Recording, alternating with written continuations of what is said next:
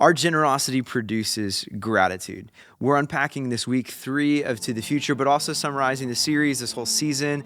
We're thanks for being along the ride with us, and we're excited to unpack this today.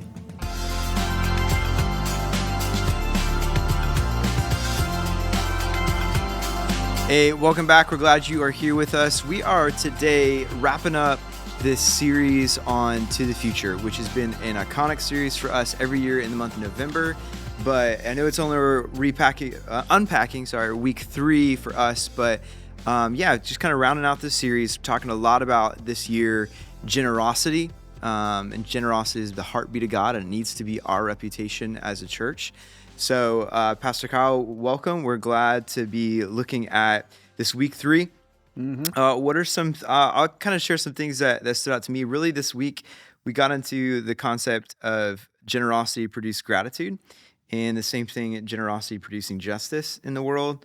I love that you spent time leaning into we don't get to do this. We get to do this, we don't have to do this. And certainly that's, if you've been around our offices, it's on the walls there. It's a posture mindset that there really is gratitude versus just obligation. And how often do we approach our faith in our just journey with Jesus sometimes out of, I have to do the right things, versus like, no, I get to, because there's life mixed in with this versus just obligation. So anyways, that's where we're unpacking this week. Anything that specifically, I know that we kind of had a conversation where you're like, man, there wasn't a whole lot that we cut.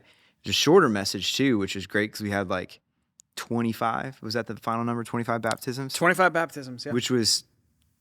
That's the heartbeat of generosity, really is yeah, I mean, it's insane when God's generosity. Less than a month ago, we just did 30 at our night of worship, which was unexpected, or a month and a half ago. Right. It was just unexpected. So we had a lot going on in the service. So we've been doing, we were talking about year-end giving. I mean, there's a lot of things which I know as a church, people can kind of balk at the idea of not generosity, but just giving. And it's always tough to figure out how much do we talk about it versus how little do we talk about it.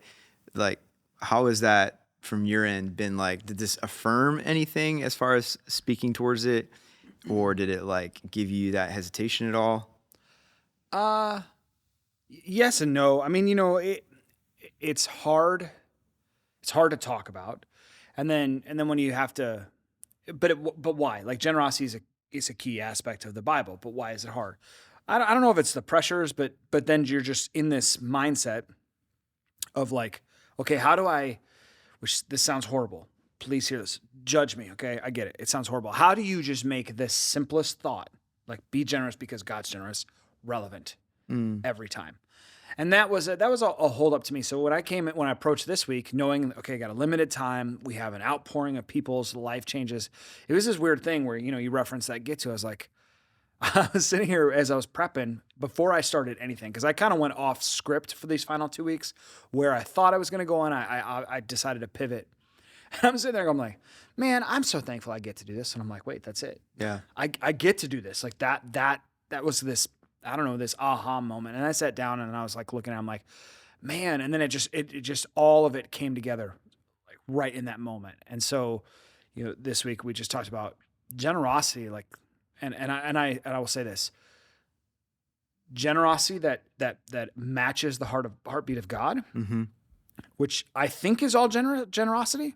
I think, like, I'm not trying to make a new definition here, but generosity that matches the heartbeat of God produces joy. Like it does. Joy in the giver, and joy, even greater joy, in those who receive. Yeah. And that's the thing that I looked at. It was really a reorientation of the lens when I looked in 2 Corinthians. And here's Paul telling a very blessed church, a very gifted church, as we learned a couple weeks ago, that had a lot of stuff going on, a lot of health. Hey, when the needs are met, 2 things are going to happen. Like, their needs are going to be met. Like, the problem is going to disappear to a degree. But more importantly than that, like, they're going to speak words of life over you. They're going to pray for you, and they're going to know, like, Christ is who he says he is. Like, the testimony of Christ and his church and the power of it is going to be believed because of it. And I was like, wow. When I show up to tithe, when I show up to give, when I show up to do anything, like to be generous in any way, like, okay, when I tipped the waitress or waiter at the restaurant when the service was horrible, do I think, man, what is this going to produce in their life? Might they know Jesus? No. It was like this whole lens of like, I was kind of doing it because I wanted to be a nice guy. Like, A little more mission behind it now. yeah. Now, and again, that would sound way too holy. I mean, I'm saying it's a humility, right? But it was this perspective of like, what drives my generosity? Yeah. Is it so I look good? Is it so I feel good? Or is it so that Christ is honored and people perhaps might honor him because of it? Mm-hmm. Like, this might have just answered what someone at this restaurant was praying for. Mm-hmm. Like, that was wild to me to go, wow, what if we showed up to every situation when it came to our generosity? This might be the very answer to a prayer that someone has been begging God for. It really forces us to go like, if we believe in a God who's able to do the infinitely more than we could ever expect or imagine, are we willing to be that infinitely more? Yeah. You know, are we willing to just see ourselves as like, oh, God's not going to do it like all the time just for you. He wants you to be that in part of that equation, and we often limit it by our own like, oh, shouldn't I kind of limitation when it comes to either giving, because we don't know like, is this person going to use this money correctly, or like, you know, or even just our words, like we hold back versus be lavish. Yeah, so two things. That was a great point. We often, which I did make this point, that, you know, generosity is not a business transaction. I mean, there's no strings attached. And I wish I would have pressed into that a little bit more. But honestly, it's flesh. It's driven by flesh. I don't want to make something not spiritual. But if I could give you some flesh right now, you know, in that sense of like, here's what I wish I would have said, and I'll try to tell you the heart behind it, which I think is holy, is I'm sitting here going, I don't mean that when you give to someone, there shouldn't be accountability or you shouldn't be a wise steward. No. Scripture is all about being wise stewards. You know, we're to be wise as serpents, which cunning, scheming, like, and what I mean by scheming is this going to expand the kingdom? Is this going to make a difference? Is this a wise investment? I got to live life a little bit with the vice president of global banking in the healthcare sector for Goldman Sachs. This dude bonused every year more than I will ever make in a year, or probably more than I'll make in a lifetime. This dude had wealth that I know not of, and most generous guy I've ever met. And so he loves Jesus. Which just tells you about the banking industry. Scary.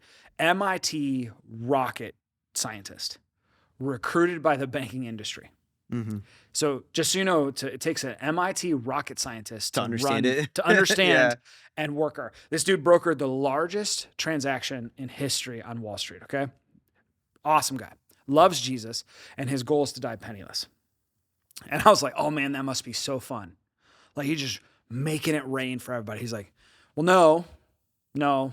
And I'm like, what do you mean no? Like, I thought you said you're going to die penniless. He's like, well, and he taught me so generously, poor use of words. He taught me so kindly. He taught me so, because I was ignorant, what real like stewardship looks like. He's like, did you know that most wealthy people that are self-made, and I don't mean to rob God, like blessed by God, but are hustlers, not family wealth, not inherited wealth, he goes, do you know that most of those people are rich for a reason? Like, they're rich because they have a set of beliefs, a set of values, and a set of work ethic that if everyone had, everyone would be wealthy like they were. And he's like, so when it comes to generosity, they sow into the same principles that they invest in worldly. He's like, so for me, I only will sow into things that I believe will have an eternal return on investment. In fact, he's the one who taught me the eternal return on investment language. And he's like, do you know how hard it is to find faithful ministries that aren't just telling you what they wish they were doing, what they hope to do, but to find faithful ministries that are actually pushing back the gates of hell here on earth and making this place more like heaven. He goes, it's going to be very hard to die penniless. And I was like, whoa. He's like, rich people are not generous. He's like, no, they're shrewd. Mm-hmm. And they will always sow into what they know will have a return on investment. And it was just this earth-shattering, like mind-bending, like, oh, I'm an idiot. Mm-hmm. Kind of like that makes so much Yeah. sense, but I never processed like that. So he just helped me with that. And I forget where I was going. Well, no, it's idea of being wise. Yeah. And being, yes, it's Oh, not the a business strings attached. Yeah, Yeah, strings attached. It's being wise. Because yes, there is an idea of if you continue to, you're reinforcing the wrong behaviors, right? When helping hurts, which is a great book. And it's this idea of, man, you're just throwing things over the fence and inevitably you're like, but this isn't supporting behavioral modification or development. It's not helping people to become generous themselves in that way. So there's So which is the second part, which is I think what Paul is trying to say, and this is a healthy balance, a healthy tension. It's like walking a tightrope. He's saying, hey, your responsibility is to be obedient to God. Mm-hmm. Your responsibility and your ability to judge ends at the fulfillment of your obedience. Mm-hmm. Meaning, if God says, hey, I want you to help this individual, I want you to, this homeless person or this person in need, I want you to bless them. What that person then does with the resources, what that person then does with it, you are released of that responsibility. Mm-hmm. God is saying, no, that's now between him and I. Mm-hmm. I will honor you and I will work with you to continue to expand my kingdom because you said yes to my obedience. Mm-hmm. And I think that's the part that we miss. I think we often, because we obsess about what we possess, that's a crazy thing. Right. We hold it so tightly. We tend to lord over it. We tend to dangle carrots like, well, if you do this, if you can prove that this is done, I will only be generous if you do this. And it's like, that's not generosity. Mm-hmm. That's just... It's transactional. It's so transactional. What I don't mean to say, and this is the tension, is like that you shouldn't hold churches accountable for how they spend money. You shouldn't have oversight groups. You shouldn't have transparency. No. Everything should be done in the light. Like God's going to judge how we handle money, how we handle everything, not just money, how we handle everything. So we have, as followers of Jesus, the right to judge how everything is handled. But we're released of the responsibility once we fulfill our obedience. Yeah. We're released of what people's poor choices are. We're not released of anything if we don't be obedient first. Yeah. And obedience to God, is act of worship, right? Like obedience to God is like you said, the first and what does he say? Like, what I want you to do is take care of the widows, the orphans. Like there's always kind of like, should I do it? Should I help that person? Like most of the time the answer is going to be yes, right? Because we don't know all the situation and how is this, but at the same time, helping them in the right way, right? Like we do this as a church when it comes to people who come in and needing help. Like instead of just throwing money at them, more often than not, we just go right at the need. Like, okay, what do you need? Like, let's help you with the need that can get you moving forward the fastest. And this is where we're failing as a church. Mm-hmm. This is where I'm failing as a pastor, is we don't tell enough stories.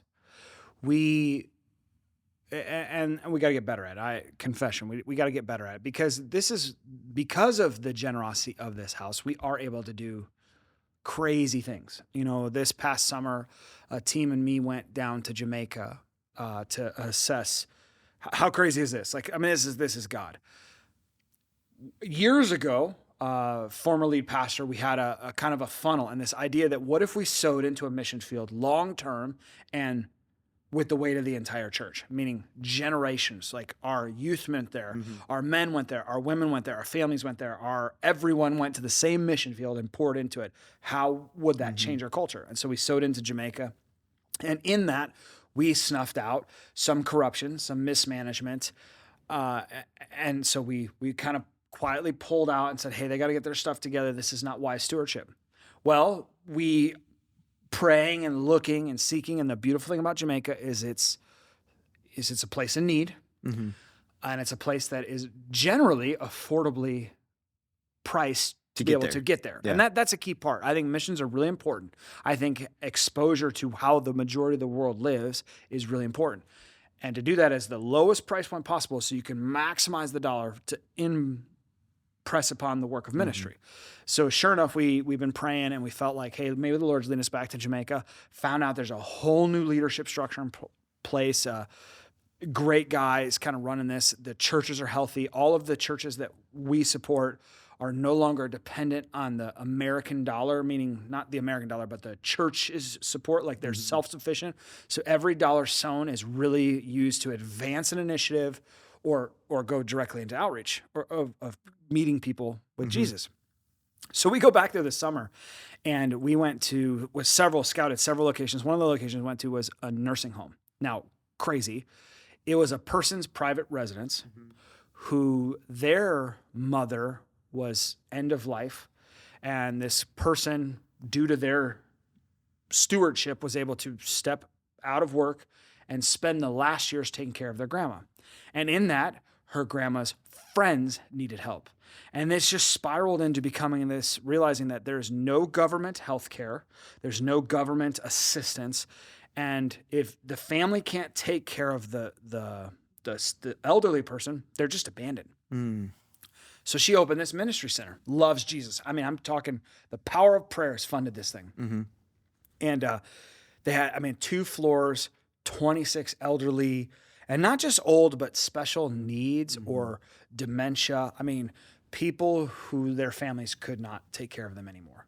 And cook, clean, laundry around the clock. I mean, we walked in the living room and they had plywood and they built a room in the middle of the living room to make more beds. And then you walk in this 10 by 10 plywood room and there's 3 beds in it. Oh, wow. It was heartbreaking. I mean, these people, no television. I mean, it's just these old people are staring out the window and talking to each other or talking to the care workers. That's how they're dying. I mean, they're just so amazing amount of ministry happening in this place. Anyway, she proceeds to tell us that they do laundry 10 hours a day. Yikes. Because their dryer broke. That's what they do. And so the 10 hours that's how long it takes for, in a high humidity culture or area of the world, that they hang the clothes out on the line. And so they have to, they spend all their time like waiting for these sheets, these clothes, these people's stuff to dry. So laundry takes, and their washer was on the last leg. Like they had to pray for it every time to get it to start. Yeah, they did. So I'm like, let's just solve this. Yeah. So they show us this washer and it is literally ripped apart. Like someone is servicing this to keep it going. And so because of this church, because of our financial position, we went and we bought them a commercial Speed Queen, like crazy. They have the same name brands that we do. Yeah. We went and bought a Speed Queen commercial washer and dryer. And like the lady's like, wait, what? You're going to give us a washer and dryer? I'm like, yeah, we love you. And like what you are taking care of for these widows, these elderly people, these people in great need, giving them dignity. I want to be a part of that. As a church, we want to be a part of that. And this lady's just bawling her eyes out. She's like, that's 7 hours you just saved us where we can impart greater care. Every day. Yeah. And I'm like, what's the return on that investment? Like that's one that I'm writing down and I might even tattoo it to my chest. Like, Jesus, you need to answer this when I get to heaven. Like, what was the impact of that? I'll probably forget it, but you know what I'm saying? Yeah. And like, I was with an elder, I was with Pastor Jim Davis and me, and we all looked at each other and like, let's just do it. And we just wrote the check right then and there. And it was amazing. And just that's thank you, church, for your generosity. Is like, those are the small, tangible ways we're actually impacting the world that we don't even talk about. We just do and move on with our life. And that's the part we got to get better. We got to tell these stories because you enabled us to be able to say yes and meet that need right then and there. And now when they're hit with this hurricane, oh man, like we're going to do a men's trip in March. And we're going to be a part of the rebuilding of Jamaica, who is very economically fragile, not just because of the hurricane has actually pushed them into a greater place of fragility. And now these people need their lives rebuilt. And so I'm excited to see how that unfolds and for such a time as this. For such a time as this. And I think, generosity unlocks is a lot of what we're talking about, right? Generosity. When you're following the lead of the Spirit, you're listening to what the Lord wants to do in your life, but in those around you, and you're stepping in obedience in that, right? There's where the Spirit of the Lord is, there's freedom. Yeah. So if you're living out the Spirit in listening and being obedient to what, and even like, okay, that's from the place of being generous, which we are, but even from a needs point of view and perspective, like bringing the need that you're facing, Lord, I don't know how we're going to wash and dryer, like from their perspective, but like if that lady's prayer, I guarantee you got to be the answer to that prayer. Like, and letting people be the answers to your prayers as well. Like, time and time again, stories that people are saying, I just gave it to the Lord. I didn't have an answer for this. I didn't know what it was, but how to do it, how to proceed, but we're just going to give it to you, Lord, and ask and see him open up the floodgates and see him use other people to be the answer that you need. So that's a lot of what we're unpacking today with this series. But, talk about as we wrap up here, and this will put you on the spot. Yeah. What investments are you looking at for the church in 2026? So we're going into the new year here in a couple months. We're looking at sermon series, seasons, ministry opportunity.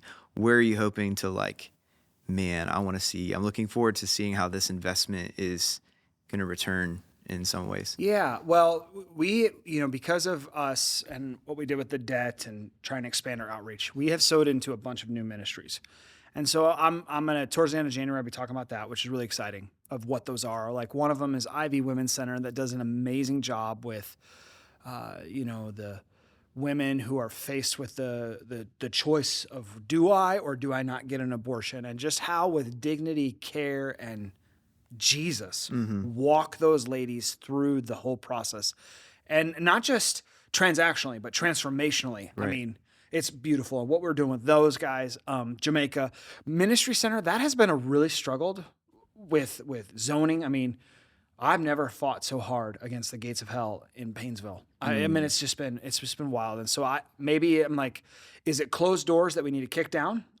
Or is it, Lord, refining us? We're in that journey right now, and it's painful because it's not moving as fast as we want it to. So there's some things there. But the biggest thing that I would say is and this is where we're going, we're going to celebrate Christmas, and it's going to be wonderful and whimsical and all this fun stuff. You can see about it here in a couple weeks. But come January, we're going to be really leaning on the power of prayer. And I think that's the biggest answer is we want to do more. But more importantly than just writing checks, we want to do transformational ministry. And the key to transformational ministry is it requires not only money, but it requires relationship. It requires like us getting in each other's business. I mean, we used to do this thing called the Dollar Club, and it was awesome, right? Hey, give us an extra $1. And it was just a great way to talk about how we move. But we said, hey, church, will you bring us our needs? We don't have any needs. Like the church, there's no more needs. Every need we just solved. And I'm like, we need more needs. And that's the thing is I want it to be relational. I want it to be your neighbor that doesn't know Jesus. I want it to be the person who, has I have a neighbor who a tree fell on their porch and it punctured a hole in the roof. And like, I've been watching for 4 weeks. It's just not getting fixed. And I'm like, about to knock on the door. Like, you understand that if you don't solve this, it's going to be a greater expense later. But then I'm like, what if they're old? What if they can't solve it?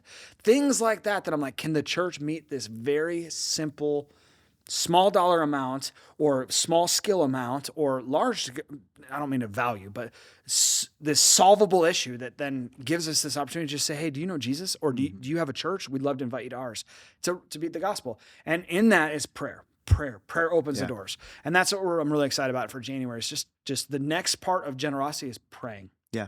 God, help me see what you see. Which is both praying for opportunities to help people, but also bringing people into what I was just talking about, which is just, Lord, help. And that's where it's called God comes where he's wanted. Exactly. And that's the big thing is I think many of us have not invited God into areas of our life, maybe our finances, maybe our generosity, maybe our neighbors' lives.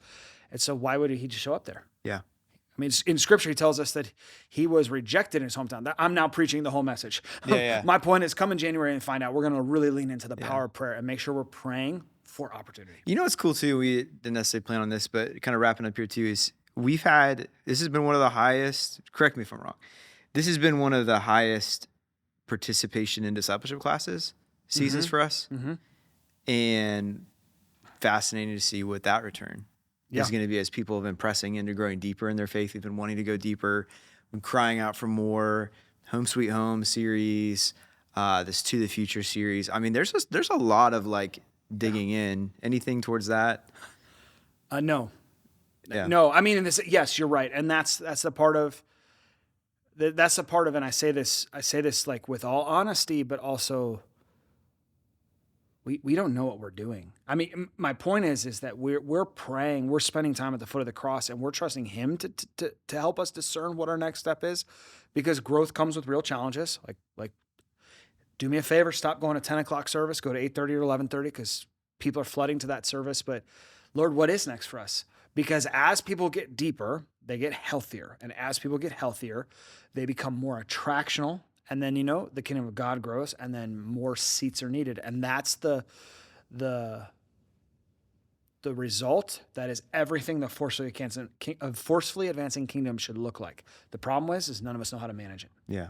And that's where, Lord, we're trusting you with what's next. New territory.